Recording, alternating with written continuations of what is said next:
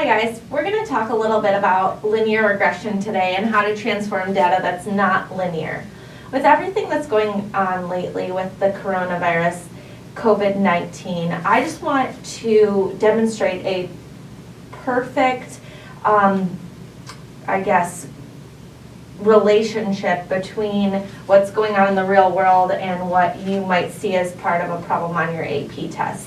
So if we talk about the number of confirmed cases in the US and the number of days it took and how it's progressing, you see somewhat of an exponential curve. We don't have the tools to deal with that in terms of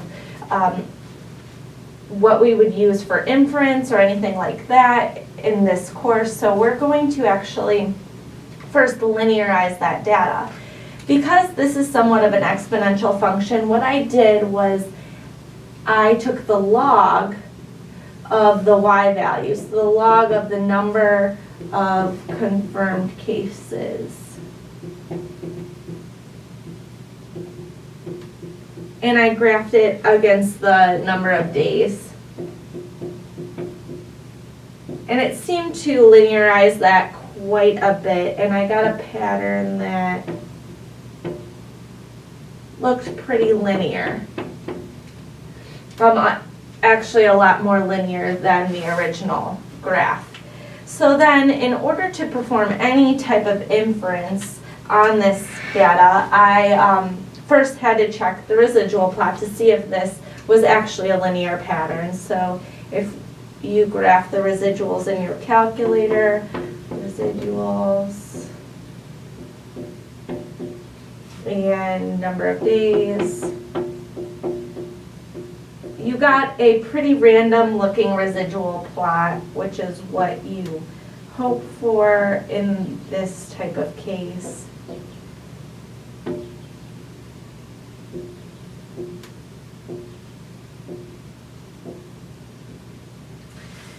And something else we'll need is the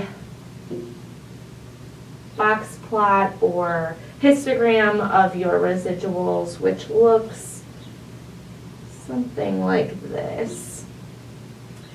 I also just sketched a box plot or a modified box plot to make sure there were no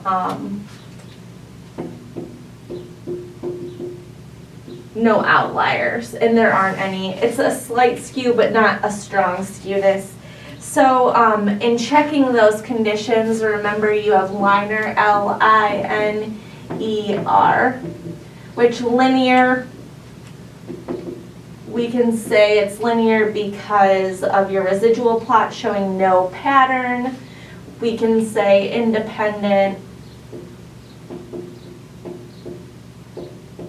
because 10 days times 10 is less than all possible days.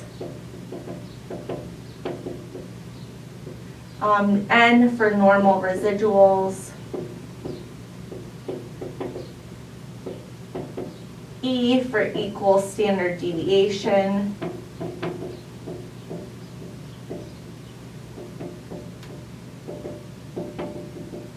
And R for random, a random selection of days.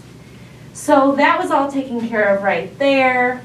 And now we're going to perform some tested inference on this. If you were curious to know how I got all of these plots, there will be another video relating the calculator functions to how to come up with all of these plots to meet your conditions.